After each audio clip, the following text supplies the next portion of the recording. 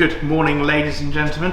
As you can see here, we have a vehicle that we wouldn't usually do performance parts for. This is in fact a Nissan Navara.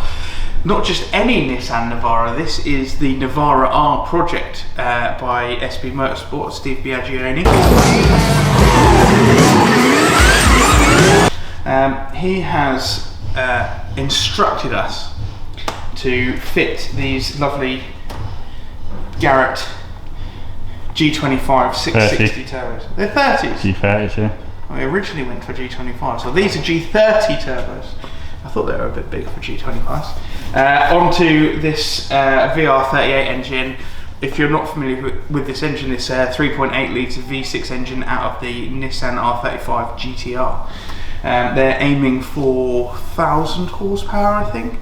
Whether that's a real 1,000 horsepower, 1,000 horsepower pub torque, then that is yet to be decided. But we're going to do everything we can to make it at least 1,000 horsepower from our end of things. So, the first job really is to try and work out where we're going to put the turbos.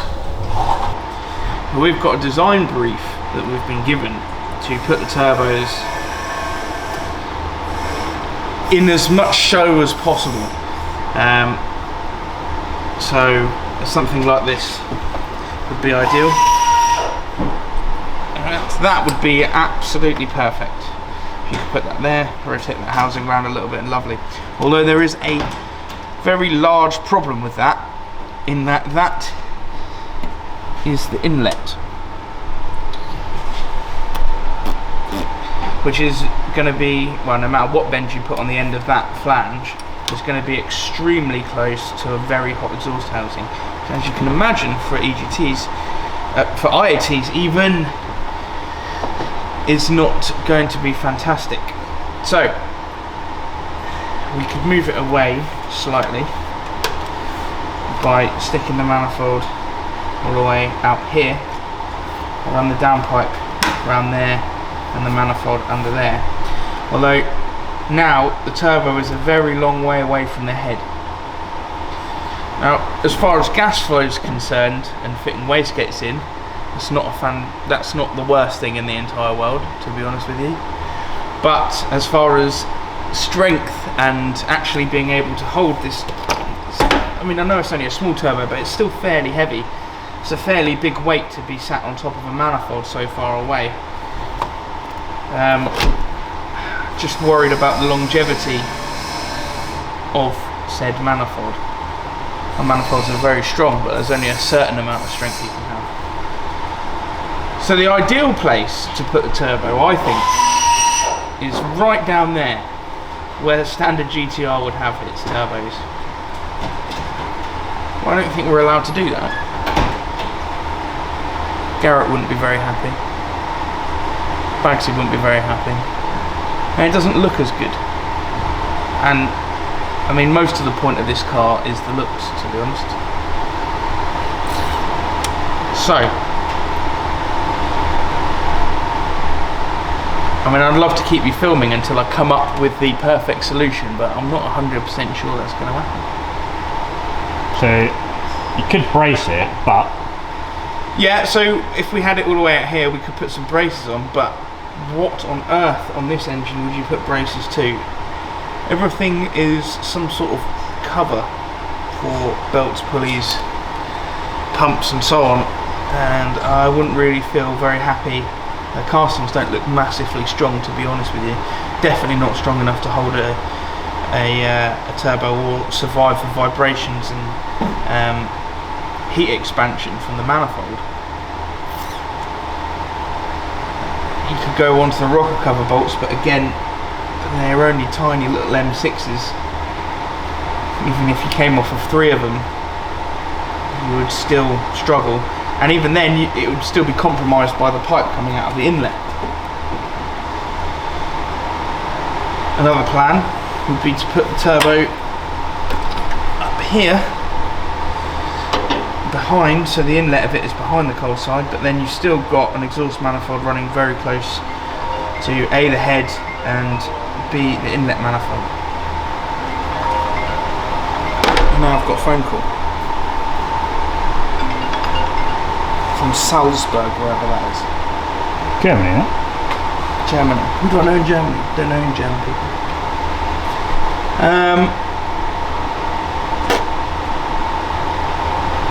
And if you run the manifold up here, this close to here, the pipework's going to be almost touching the strut, as well as being bolted on the engine, so you're not going to be able to get it on and off very easily at all without removing the engine, which I'm sure no one at SP Motorsport wants to do every time they want to make a change or anything. So I don't really know where to put it.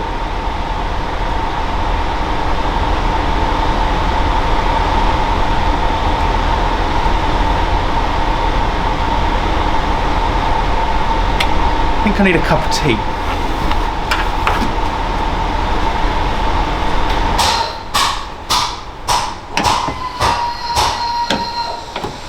Right.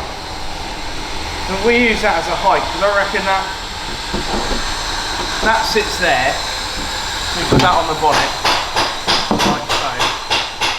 That's the absolute maximum height. The bottom of that as the maximum height for the turbo.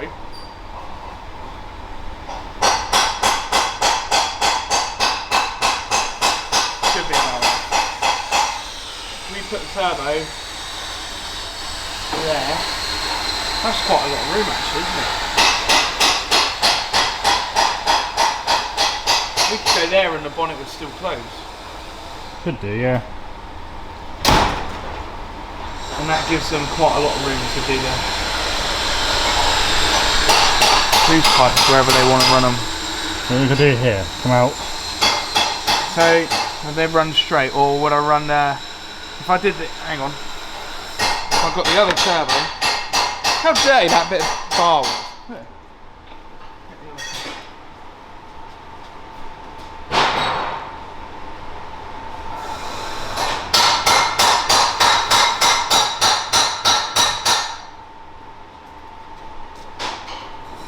There's lots of hammering going on whilst we're filming.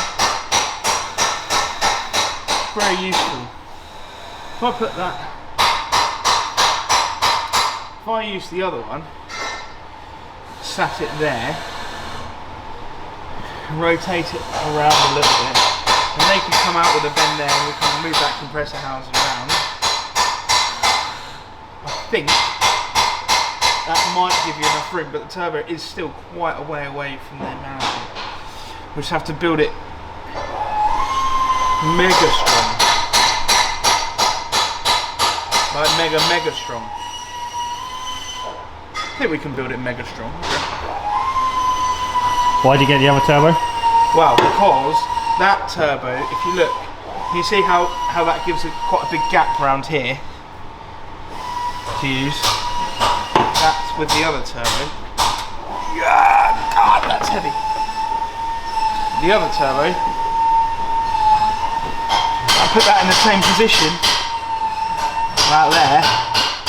It's a lot closer, can you see? Because the outlet has to be down there, whereas it would be down there. Yeah, so these turbos are mirrors of each other, aren't they? Yeah, so if you look at the turbos like that, it gives you a representation. They're exact mirrors of each other. Which is something, as far as I know, only Garrett do for their motorsport range in a motorsport turbo. So now we've got a reasonable idea of roughly where the turbo is going to go, going to be able to sit from our design brief. The next thing that we have to do is work out where to put the collectors and route the piping so that the manifold has the best possible flow, so they can produce the horsepower that they require, trying to mitigate as much heat out of the exhaust system, because obviously the more efficient the exhaust system is, the less heat it will produce or have contained within it, and therefore much cooler engine bay temperatures, and that, as you know, if you're building a race car, is a very good thing. So that is next in our design plan, is to basically where to put the collector so that you can, and the pipe work, so that the manifold is easy to take on and off, and also make it so that the wastegate works properly, so you have good wastegate priority, and yeah, to mitigate that heat that we were talking about just a minute ago. So that is now what I'm going to try and do.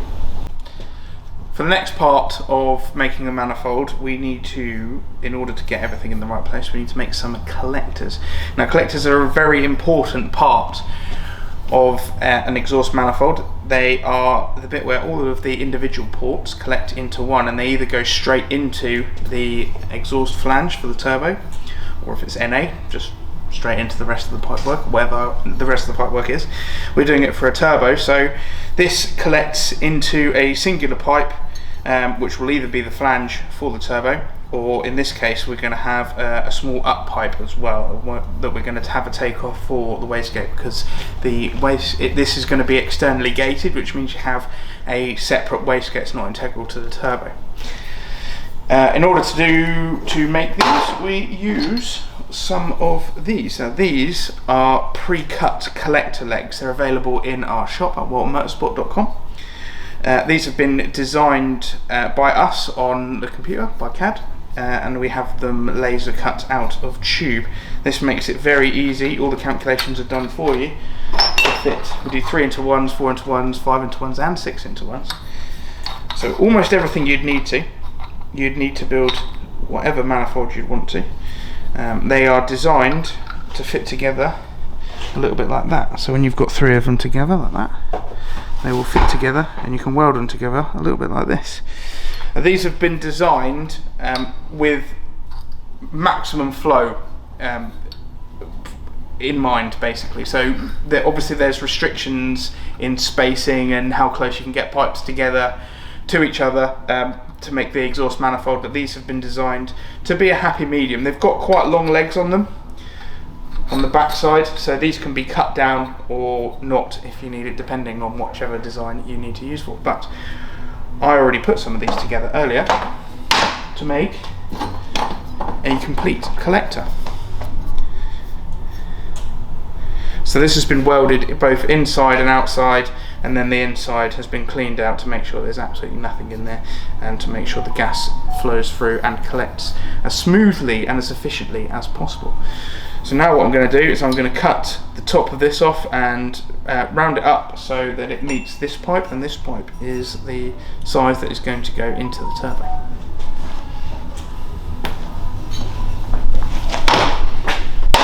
Still filming. It's this size. You said you were going to do it now. In case you're wondering. Well, I am going to, but it might be a long process for you to film. This size is exactly the size of the inlet turbo ring. That is why we're going to use it.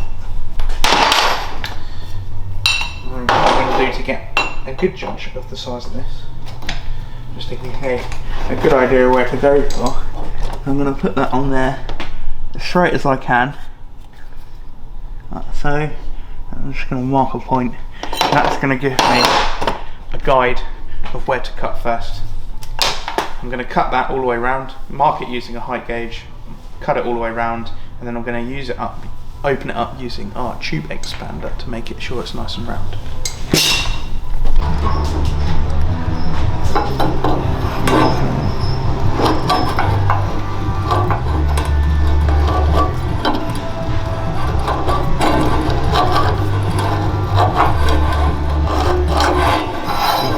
Nice even line at the right height all the way around. I'm going to cut to that in a second.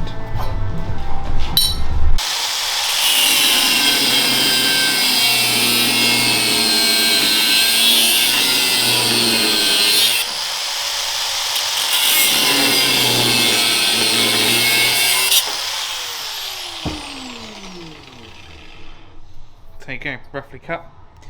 I'm going to flatten that off, deburr it, and then open it up.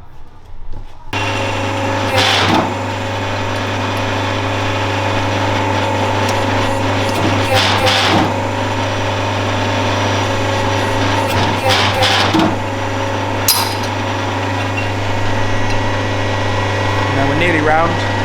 We're not quite at the diameter that we need it to be. So we're just going to step up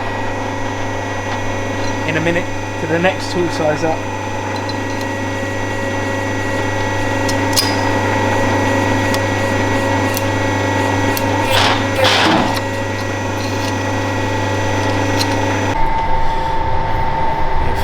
filming already. Quick with that camera, with the on of the camera. Right, so we've opened that up. As you can see, that's a nice, lovely round circle now, and it is the same size as the bend that we're going to use. So, next thing to do is to work out where I'm going to put the collector. And for this, we need to go to the car, or truck, or van, pickup, whatever you want to call it. Commercial vehicle. Commercial vehicle. It's quite hard to see because it's dark in here. We could get more light, but You can't see. I'm going to put that somewhere down there. So I could put it all the way up here near where the turbo is going to go, but then I have to thread each individual pipe all the way down to around here. And not only is that extremely wriggly, but there's just basically a lot more pipe than there needs to be. So what I'm going to do is I'm going to put the collector much closer to the flange, all the way down here, and that is going to enable me to be able to take the manifold on and off a lot easier and build the pipe work. So I'm not actually going to build the pipe work on the car. I am in a minute going to take some measurements, and I'm going to put the collector with measurements based off of the head flange, and I'm going to build it on the bench. And then I'm going to build one pipe, trial fit it, and then build another pipe, trial fit it, another pipe, trial fit it. And eventually, at some point, we will get to a tapped up first part of the manifold. So these are our flanges that we designed for the Nissan GTR engine.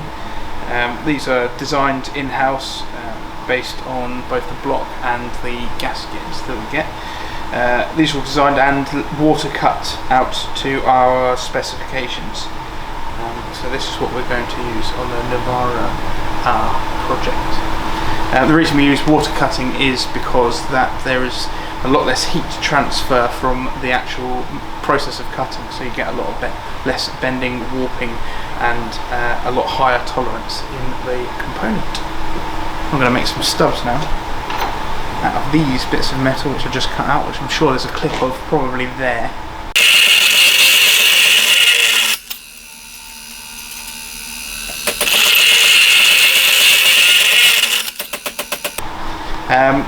What these stubs will become is a transition from this shape to a round shape, which will then meet up with one of these bends, so we can start making the pipe work for the manifold.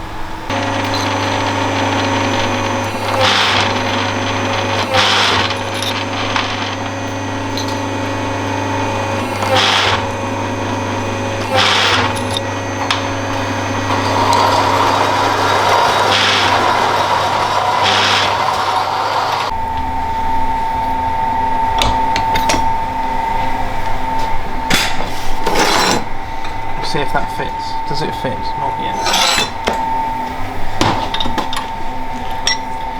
There's lots of backwards and forwards in this part of the manifold building process. I'm seeing whether I've actually done it the right size or not, and I think I have. So I'm going to crush these to an oval after opening them up to the right size. They're going to fit in there just like that. When I get them really right, they'll press in nicely with a press.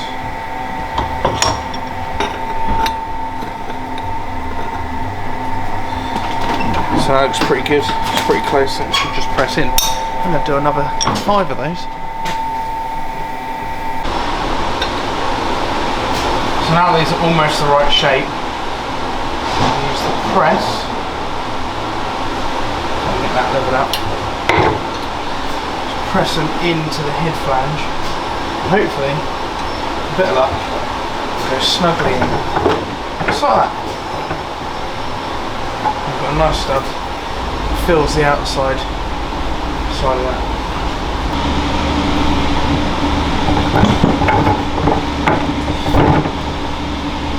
I'm sure there's always one missing on it.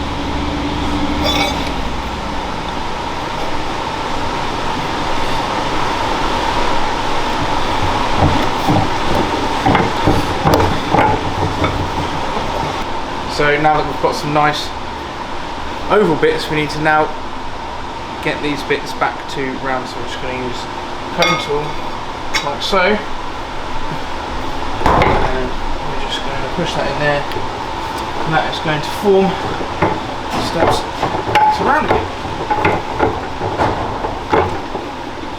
Get that nice tight in there, and as you can see, we've got a nice cone fluid shape. We're going to flatten that off again in a minute.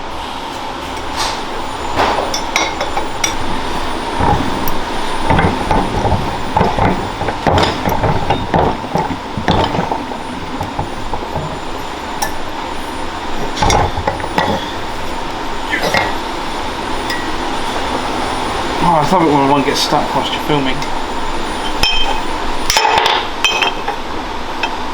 So we've made the stubs for the exhaust manifold. And the reason we make stubs like this that push all the way through the back of the flange is for two reasons. One is you get a nice smooth transition. So you see there's two different shapes there. That's an oval, and it's clearly going to go into a round because we make a manifold out of round pipe. So we have a nice shape that transitions from oval to round there. So that obviously, everything to do with exhaust gas and gas movement needs to be as smooth as possible. The rougher it is, the harder it is the gas to flow. Fairly simple to follow. The second reason is its strength. So if you've got the metal pushing all the way through the flange, you can weld both on the back side and on the front side, clean that side up so it matches the head nicely, and you've got a very, very strong starting point for your exhaust manifold, so that's going to make it much last a lot longer basically.